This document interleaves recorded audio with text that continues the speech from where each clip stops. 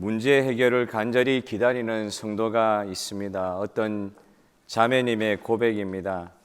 하나님같이 모든 것을 다 해주던 아빠가 갑자기 심장마비로 돌아가시고 그 이후로 힘든 삶을 살아가면서 무척이나 신앙에 있어서 이 자매가 방황을 많이 했다고 합니다. 하지만 이 자매에게 주님의 은혜가 임했습니다.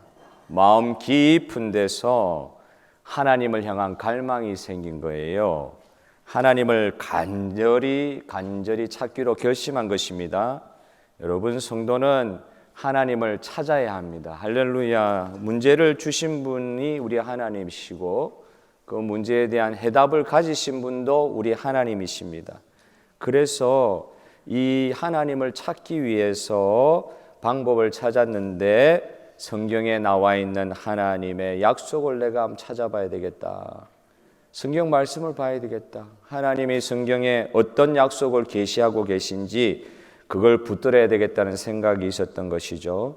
여러분, 이 자매와 같이 성도님들은 성경 말씀 안에 있는 하나님의 약속을 붙잡고 그 약속을 믿어야 될 줄로 믿습니다. 내가 결코 너희를 버리지 아니하고 너희를 떠나지 아니하리라. 신명기 31장 6절, 히브리서 13장 5절, 이런 말씀이 약속으로 나와 계셨던 거예요. 그냥 글자로 보이는 게 아니라 그 글자 가운데 계시는 하나님이 보이기 시작했습니다. 두려워하지 말라. 나는 내 방패여 너의 지극히 큰 상급이로다. 창세기 15장 1절에 아브라함에게 주신 약속이 나에게 주신 약속같이 눈에 보이기 시작하는 것입니다. 야곱아, 너를 창조하신 여호와께서 지금 말씀하시느니라. 이스라엘아, 너를 지으신 이가 말씀하시느니라. 너는 두려워하지 말라. 내가 너를 구속하였고 내가 너를 지명하여 불렀나니 너는 내 것이라. 내가 물 가운데로 지날 때에 내가 너와 함께 할 것이라. 강을 건널 때에 물이 너를 침몰하지 못할 것이며 내가 불 가운데로 지날 때에 타지도 아니할 것이요 불꽃이 너를 사르지도 못하리니 대전하는 여호와 너 하나님이요 이스라엘의 거룩한 이요 너의 구원자임이니라. 아멘. 물 가운데로 지나가는 일이 없다고 말씀하지 않으셨습니다. 물 가운데로 분명히 지나갈 것이다. 강을 건너게 될 것이다. 어떨 때는 불 가운데로 지나갈 때도 있을 것이다. 그런데 오늘 이 말씀을 기억하여라. 하나님께서 함께 하신다는 이 약속의 말씀을 붙들어라. 약속의 말씀을 믿을 때 함께 하시는 하나님을 체험하실 수 있을 것입니다. 그런데 이런 문제 해결해 주시는, 우리 인생에 어렵긴 어려워요. 이런 문제를 해결해 주시는 하나님의 약속의 말씀을 붙들고 기다리는 이 자체도 참 좋고 중요하지만은 이것보다 더 근본적인 것을 붙드는 큰 믿음이 있다고 또 성경은 말씀하고 있습니다. 무슨 큰 믿음을 우리 성경은 우리에게 요구하고 있습니까? 모든 문제의 근원인 죄악과 죽음, 사망의 문제를 해결할 메시아 그리스도의 약속을 믿고 성도들이 기다려야 된다. 메시아 그리스도에 대한 약속은 창세기 창세 때부터 주어진 약속이었습니다. 내가 너로 여자와 원수가 되게 하고 내 후손도 여자의 후손과 원수가 되게 하리니 여자의 후손은 내 머리를 상하게 할 것이요 너는 그의 발꿈치를 상하게 할 것이니라 하시고, 여기에 사람의 후손이라 하지 아니하시고 여자의 후손 동정녀 마리아에게 태어나게 하실 것을 언제 예언하셨느냐?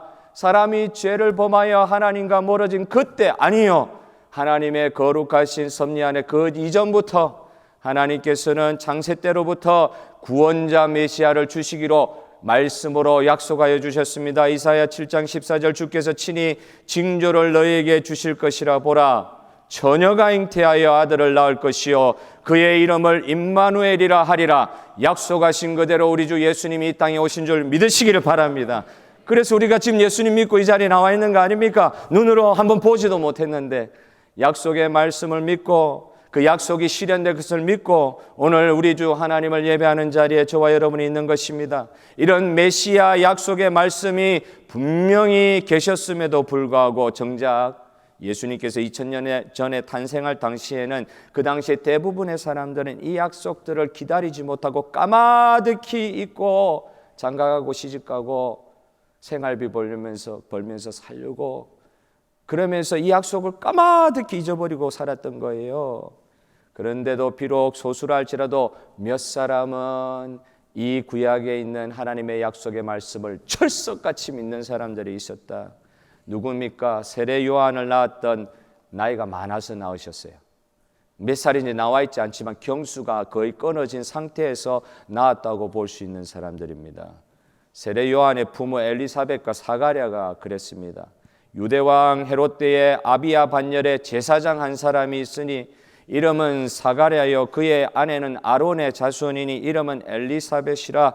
이 두 사람이 하나님 앞에 의인이니 주의 모든 계명과 규례대로 흠이 없이 행하더라. 어떤 사람이 이 약속을 간직했느냐? 하나님 앞에 의인된 삶을 살고 주의 계명과 규례를 순종했던 사람들이 하나님의 약속의 말씀을 기억하면서 살았다. 이 사가랴가 벙어리가 됐었어요.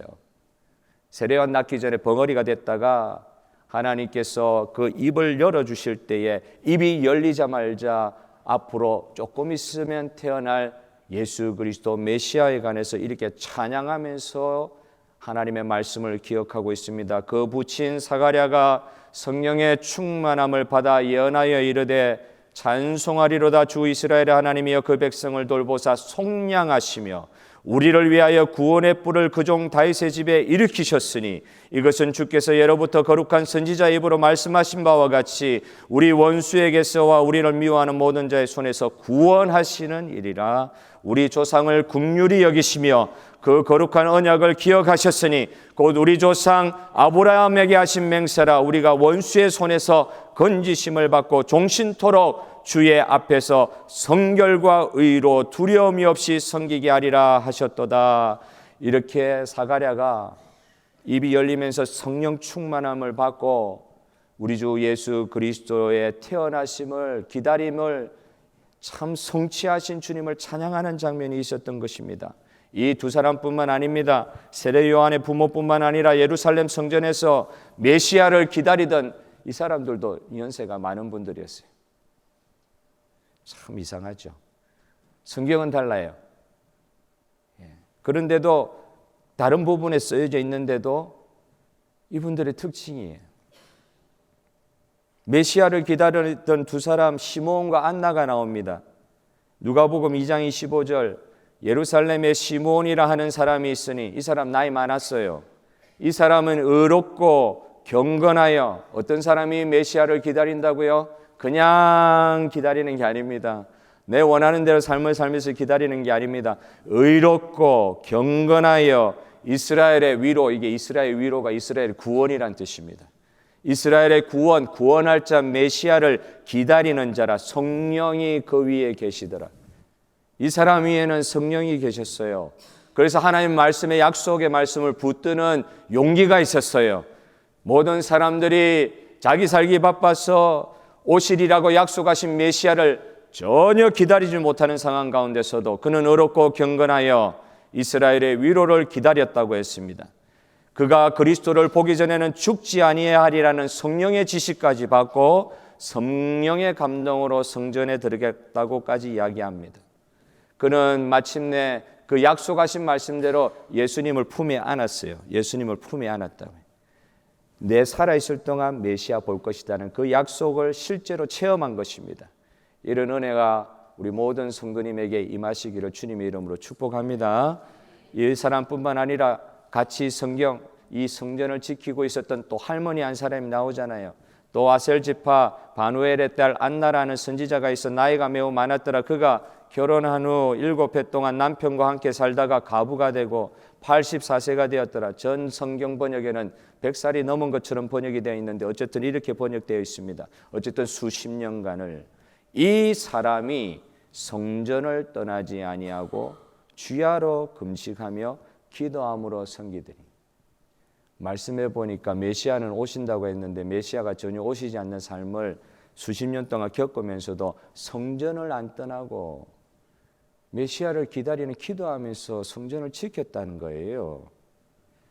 여러분, 이런 분들은 의로운 분들이었고 정말 특별한 분들이었습니다. 그런데 이런 분들과 전혀 어울리지 않는 한 사람이 오늘 우리가 읽은 요한복음 4장 본문에 나타나고 있습니다.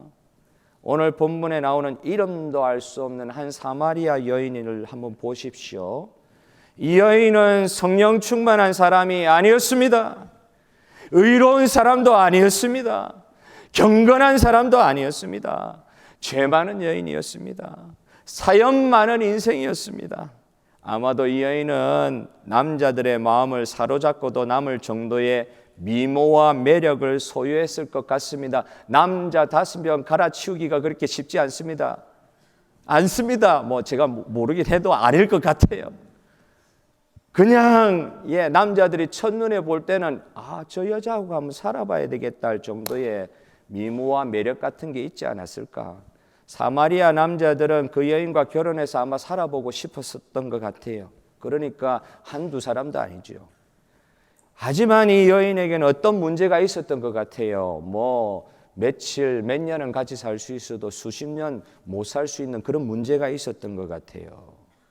이 여인과 결혼한 남자들은 한동안 이 여인과 함께 살다가 그 여인의 문제가 드러나기 시작하자 아마 여인을 버렸을 것으로 보입니다. 사마리아 율법도 그렇고 유대 율법도 그렇고 여자가 남자를 갈아치우는 그런 법은 없었어요.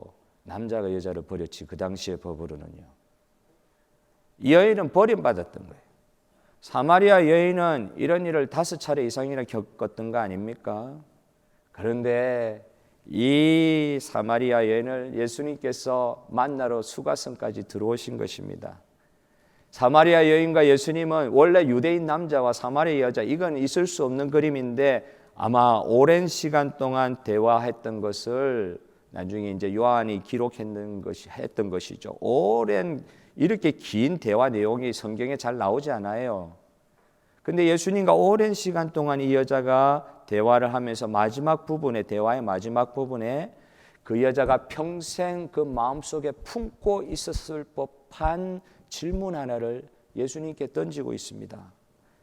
여자가 이르되 메시아 곧 그리스도라 하는 이가 오실 줄을 내가 아노니 그가 오시면 따라하겠습니다. 그가 오시면 모든 것을 우리에게 알려주시리이다. 예수께서 이르시되 너가 말하는 내가 바로 그니라. 이게 여자의 사실은 본심이었어요. 전혀 그럴 것 같지 않는데 이 사마리아 여인의 이 마지막 말을 이렇게 듣고 보니까 이 여인은요 메시아를 기다리던 사람이었어요. 구원자를 기다리는 사람이었어요. 메시아가 오시면 자기 인생의 야기단 이 모든 혼란들을 바로 잡아 주실 것이라는 마음에 조금이라도 믿음과 그 확신이 있었던 것 같아요. 삶은 다 헝클어져서 있었습니다. 그에게는 이 헝클어진 삶 가운데서도 이 문제를 해결해 줄 메시아에 대한 기대는 있었던 거예요. 혼란스러운 믿음의 문제, 예배를 어디서 드려야 됩니까? 유대인들은 여기서 드리랍니다. 우리 사마리아인은 여기서 드려야 된다고 이야기합니다. 믿음도 가지려고 하는데 한 목소리가 아니니까 헷갈려요. 누구는 이렇게 합니다. 누구는 저렇게 이야기합니다.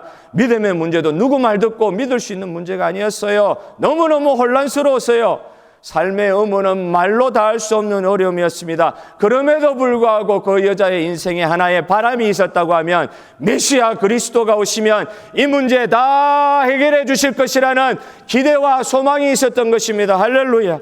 복잡한 현실, 풀 수 없는 문제들로 가득한 현실, 문제 하나 우리가 풀 수 있습니까? 해답을 하나님께서 가지고 계신데, 문제를 주시는 분은 하나님이신데 내가 그 문제 풀려고 하니까 풀 수가 있어요? 현실에서 풀 수 없는 문제들이 가득합니다. 그러나 이 여인은 진리에 대한 사무치는 기대감은 있었어요.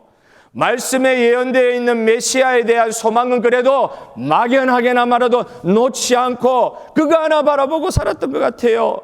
얼마나 인간관계에 실패를 했으면 사람들이 너무 무서워서 떼약볕에 물 들어옵니다. 세상이 너무 무섭습니다. 그리고 당장 먹고 살 일이 막막하니 남자를 바꿔서라도 입에 연명은 해야 되겠습니다. 너무너무 힘들었습니다. 자녀가 있었는지도 모르겠어요.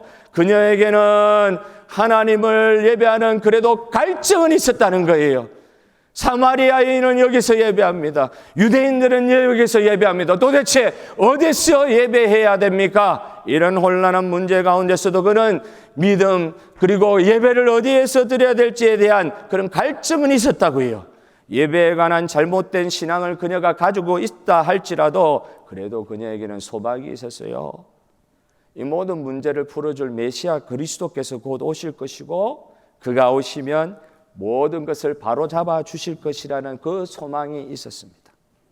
예수님과의 대화 중에 쉬운 말로 하면은 나는 메시아를 기다립니다. 이런 말을 하거든요.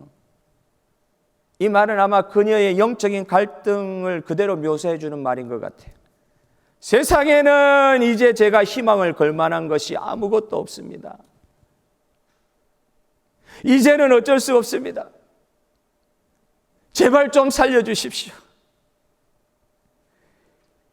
겉으로는 남자를 바꿔가면서 너무나도 생존을 잘하는 열심히 사는 사람같이 보이지만 그런 삶의 상황 가운데 허우적거리며 애타게 부르짖는 정말 하나님 구원자 아니면 내가 살 수 없다고 하는 그런 한 여인의 울부짖는 그런 모습이 보입니다. 그 여인의 마음으로는 하나님 나 좀 살려주세요. 여러분 다들 살만하시죠? 그런데 우리는 세상과 같이 살 수 없잖아요. 예수 그리스도의 은혜가 아니면은 구원받을 수 없는 존재였지 않습니까?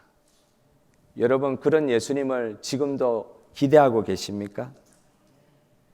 이런 울부짖음을 들으셨을 것 같아요. 예수님께서 그녀를 만나기 전부터 하나님 나 좀 살려주세요 하는 그 여인의 영혼의 울부짖음을 여인을 만나기 전부터 예수님 듣고 그 수가성까지, 원래 유대인들은 사마리아 성을 통과하지 않습니다. 그 수가성까지 찾아오신 이 예수님, 그 음성을 들으셨던 것 같아요. 그 영혼의 울부짖음을 들으셨던 것 같아요. 이 여인은 메시아를, 구원자를 기다리던 사람이었기 때문에 기다리는 사람들을 예수님께서 만나주시는 줄 믿습니다. 여러분 이 본문은 전에도 여러 번 읽지 않으셨어요? 읽으시면서도 좀 의아한 점이 없으셨어요? 저는 이 여인이 예수님께서 너에게 말하는 내가 바로 네가 기대하는 메시아다 이 말을 듣고 사실은 자기의 속이 들켜가지고 화제를 돌린 거거든요. 예배로 화제를 돌린 거예요. 생수의 이야기를 하는데 갑자기 예배로 화제를 돌린 거예요. 여인이 자기가 주님 앞에 드러난 걸 부끄러워가지고 화제를 돌린 가운데서도 예수님께서 너가 궁금해하는 메시아가 바로 너다 하는 말을 듣고 이 여자가 보이는 장면이 사실은 저는 이 성경 읽으면서도 여자가 너무 흥분을 하는 거예요. 이렇게 자기의 생각을 돌려가지고 좀 부끄러우니까 돌리고 하는 이런 말하는 가운데 갑자기 내가 메시아다 이 말을 듣고 흥분을 해가지고 물도로 온 뭐라 그러죠? 항아리를 던져버리고 동네로 들어가가지고 고래고래 외치기 시작한 거예요. 내가 메시아를 만났다. 저는 이런 연결점이 처음에 이해가 안 됐어요. 왜 갑자기 흥분하지? 왜 이 여인이 이렇게 흥분합니까? 대화하다 왜 이 여인이 이렇게 흥분합니까? 자기가 간절히 기다리는 메시아를 만났던 그 상황 말고는 이 여자가 이렇게 갑자기 돌변하는 것에 대한 설명을 할 수가 없더라고요. 메시아를 만나니까 흥분과 감격을 감출 수가 없을 정도로 속에서부터 터져 나오더라는 거예요. 사람을 피해 다니던 그녀가 사람을 만나서 적극적으로 자기가 만난 메시아에 대해서 이야기하기 시작합니다. 이것은 평상시에 그녀의 삶의 태도를 생각하면 생각할 수 없는 장면입니다. 죄악에 가리워져 있었던 그녀의 내면의 실제가 우리 주 예수 그리스도 메시아를 만나심으로 완전히 드러나게 되는 장면을 보게 된 것입니다. 여러분, 사랑하는 성도 여러분, 우리 주님을 만나면 이런 현상이 우리에게도 벌어지는 줄 믿습니다. 자신의 한계라고 항상 생각했던 것을 벗어 던질 수 있는 용기가 생길 것입니다. 더 이상 아무것도 할 수 없다고 하는 자괴감과 그 패배감에서 벗어날 수 있는 놀라운 은혜가 있을 것입니다. 오늘도 메시아이신 예수, 우리 주 예수 그리스도는 그런 은혜들을 저와 여러분에게 주시기를 원하고 계십니다. 시험에 항상 낙망하고 땅을 향하여 아래로만 향하던 우리의 눈길이 사람들을 보기 시작할 수 있습니다. 아니, 하늘을 향하여 눈을 들고 주님을 기대하고 쳐다볼 수 있게 되는 것입니다. 이 은혜들을 우리 주님은 지금도 주시기를 원하시고 계신 거예요. 오늘 이 시대의 아픔은 무엇입니까? 우리 주 예수 그리스도에 대한 기대와 소망이 말로는 있다고 하지만 너무 수동적이다. 수동적이란 말이 무엇입니까? 소극적으로 말 그대로 기다리는 거예요. 아무 준비하지 않고 그냥 자동적으로 일어날 것을 생각하고 그 메시아에 대한 기대와 소망도 사실 없는 것인데, 그거는 일단 접어둔 것인데 기대와 소망이 있는 것처럼 살지만 너무 알고 보니까 실제로는 진짜 기대와 소망을 하지 않고 너무 소극적으로 어떻게 보면 제외시킨, 예수님에 대한 기대와 소망은 제외시키고 내 삶에 지금 집중하고 있는 그런 모습들이 이 시대의 모습 아니겠나. 일이 일어나면은 그때 반응하겠다 정도. 능동적으로 사모하며 기다리지를 못하는 거 아닌가. 이 세상에 주님께서 다시 오시면 우리가 겪고 있는 이 모든 혼돈과 혼란을 바로 잡아주실 것이라는 우리 주 예수 그리스도 다시 오심에 대한 기대와 소망이 저와 여러분 가운데 간절하십니까? 메시아에 대한 기대와 소망이 오늘도 우리를 얼마나 새롭게 하고 계십니까? 저와 여러분 오늘 우리 주 예수 그리스도의 기대와 소망이 새로워지는 이 주일날 되시기를 주님의 이름으로 축복합니다.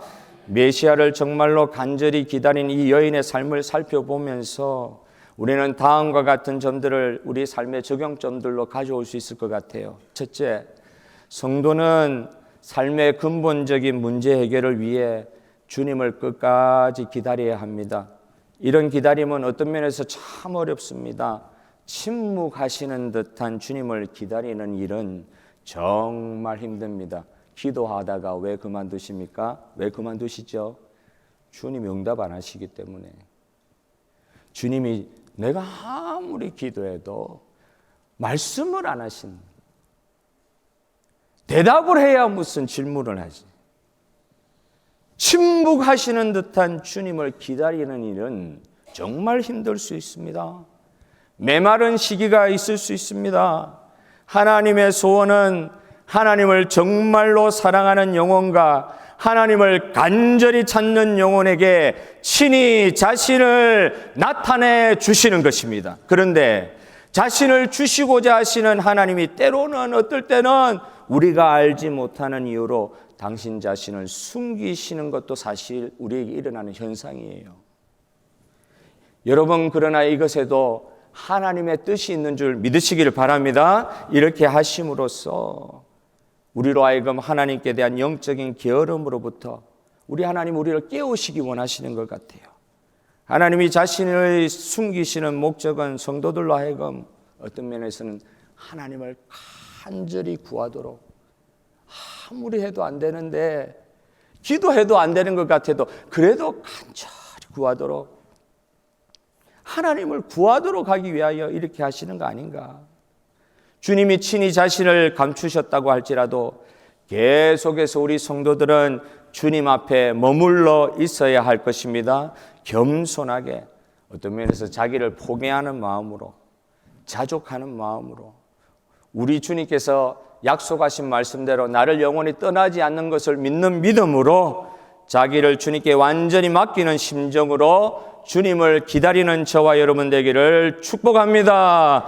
수십 년을 메시아를 기다리며 아무 일도 일어나지 않는, 아무 징조도 일어나지 않는 그 수십 년의 시간을 성전에서 기도로 채웠던 시므온과 안나를 기억하는 이 시간 되시기를 주님의 이름으로 축복합니다. 두 번째, 다시 오실 재림주, 심판주 예수님을 진짜 기다리는 믿음이 우리 가운데 있는가? 진짜 기다리는가? 재림하시는 주님을, 심판하시는 주님을 진짜 기다리고 있는가? 그런 믿음이 우리에게 있는가? 스스로에게 자주 물어야 할 것입니다. 금방 오신다 했는데 2000년 동안 안 오셨기 때문에 시간의 물리적인 시간의 제한을 받고 있는 저와 여러분은 이 질문을 자주 해야 될 것 같아요. 사랑하는 성도 여러분, 이 세상에서 어떤 기다림의 자세를 가지고 살고 계십니까? 가깝게 지내는 어떤 목사님께서 평소에도 이런 말씀을 하시는 것을 들었지요. 그 목사님 말씀에 예수님이 빨리 오시면, 아니 그런 말보다도 자기가 하나님 나라에 좀 빨리 가고 싶다, 그런 말씀을 하시는 거예요. 이분이 이런 식의 고백이에요. 바울의 고백처럼 내가 진짜 원하는 거는 지금이라도 우리 주님 곁에 있고 싶지만, 이거 말씀하잖아요, 사도 바울이. 그런 말과 같이 이 목사님은요, 지금이라도 주님 곁에 있고 싶은 게 내 진심이다. 근데 제가 좀 안 믿어지더라고요. 너무 젊은 분이 자꾸 그런 말씀을 하시니까. 너무 젊은데 그럼 자기가 낳은 아내는 어떻게 할 거예요? 그런데도 거짓말 같지는 않더라고요. 나 지금이라도 우리 주님 곁에 있고 싶다. 나이가 많이 든 분도 아닌데 진짜 주님 곁에 있고 싶다는 거예요. 그런 이야기를 하는 거예요. 정말로 맡겨주신 사명만 하나님께서 허락하시고 인정해 주시면 그 사명 마치고 주님 곁으로 속히 가고 싶다. 이분이 뭐 삶에 의지가 없는 분도 아니에요. 게으르게 사는 분도 아니에요. 이상한 비관주의에 맺혀서 사는 그런 사람도 아니에요. 열심히 사는 사람입니다. 주의 일을 위해서 진짜 최선을 다해서 사는 분이 이런 이야기를 할 때 사실 이 생각을 하게 되는 거죠. 이 세상을 위해 이 세상을 위해서 진짜 좋은 일 많이 일했던 사람들은 사실은 다음 세상에 대한 가장 많은 생각을 했던 사람들일 것이다. 초대교회 성도들이 그랬습니다. 초대교회 성도들이. 천국에 대한 소망이 없었으면, 우리 주님 다시 오실 것이라는 기대와 소망이 없었으면 그 초대교회 성도들은 그 핍박 가운데 그렇게 살지 못했을 것입니다. 안타까운 것은 다음 세상에 대해서, 천국에 대해서, 주님 다시 오심에 대해서 더 이상 성도가, 교회가 생각하지 않게 되면서 기독교가요, 오히려 이 세상에서 힘을 잃게 되는 그런 현상들이 나타난 거 아닌가.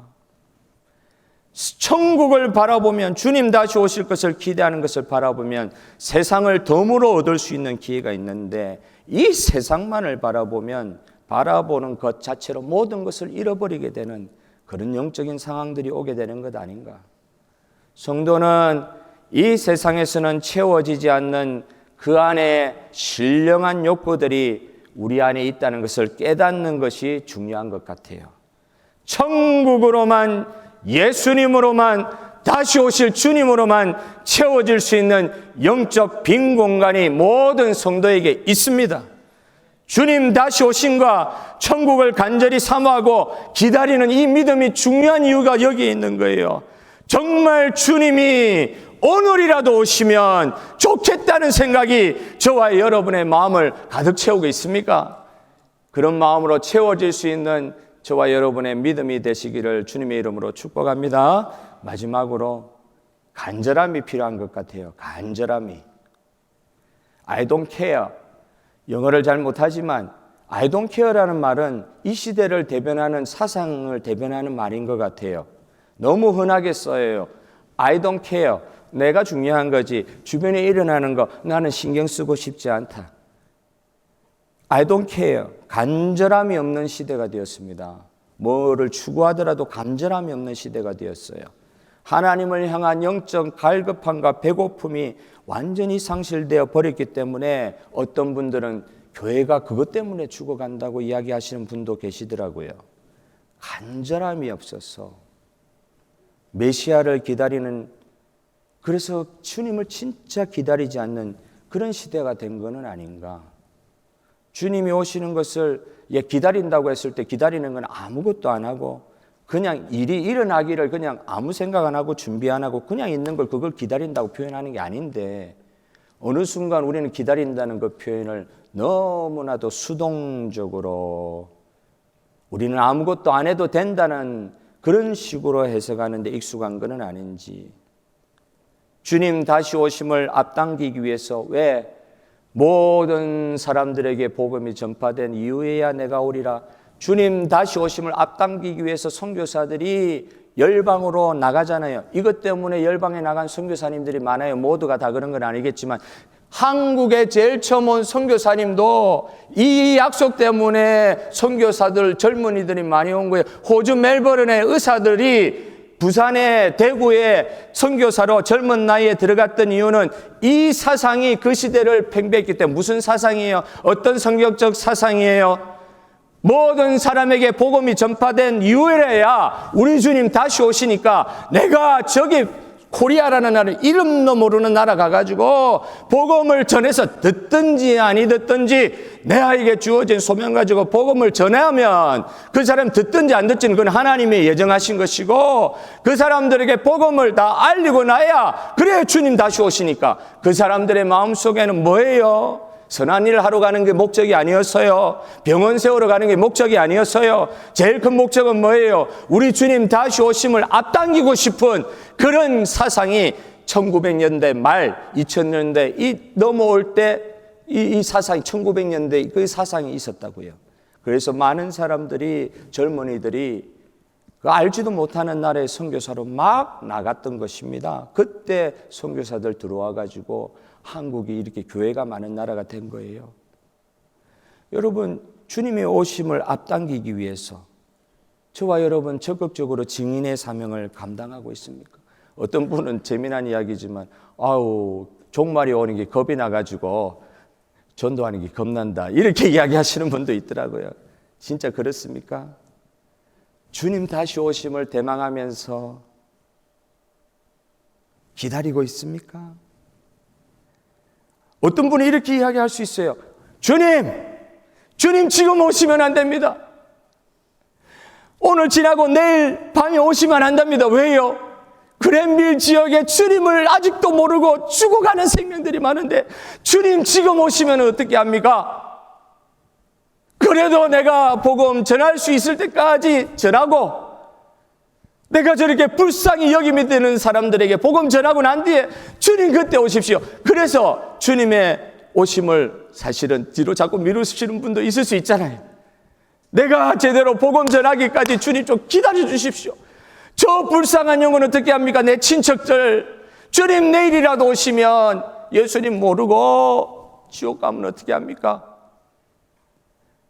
내 아는 사람들에게라도 복음 전할 수 있는 기회를 주시고 주님 그때 와주십시오. 그렇게 이야기하시는 성도님들도 분명히 계실 것입니다. 모든 사람이 구원을 받기까지 기다려 주십시오. 당차게 말하는 성도도 있으실 겁니다. 너무나도 확실하게 주님 만날 것을 기대하면서 기다림의 시간을 적극적으로 채워갈 믿음이 우리에게 있는 것인지 물어보게 되는 것입니다. 예수님은 우리가 기대하고 있을 때, 우리가 예측 가능할 그때 오신다고 말씀하지 않으셨습니다. 그래서 성도로 하여금 항상 깨어서 준비하라고, 기다리는 거 그냥 수동적으로 기다리는 게 아니라 항상 깨어서 준비하면서 기다려야 된다. 마태복음 24장 42절, 그러므로 깨어 있으라.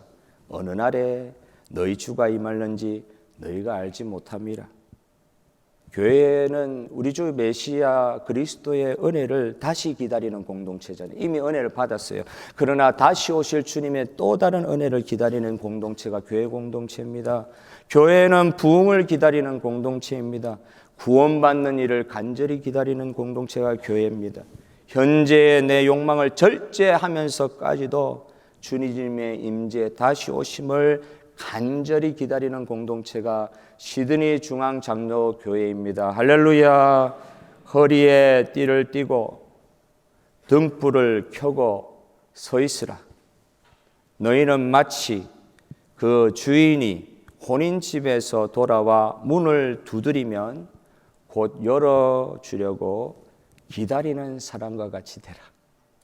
깨어서 준비하며 기다리는, 주님의 만남을 정말로 기다리는 시드니 중앙장로교회 모든 성도 되시기를 주님의 이름으로 축복합니다.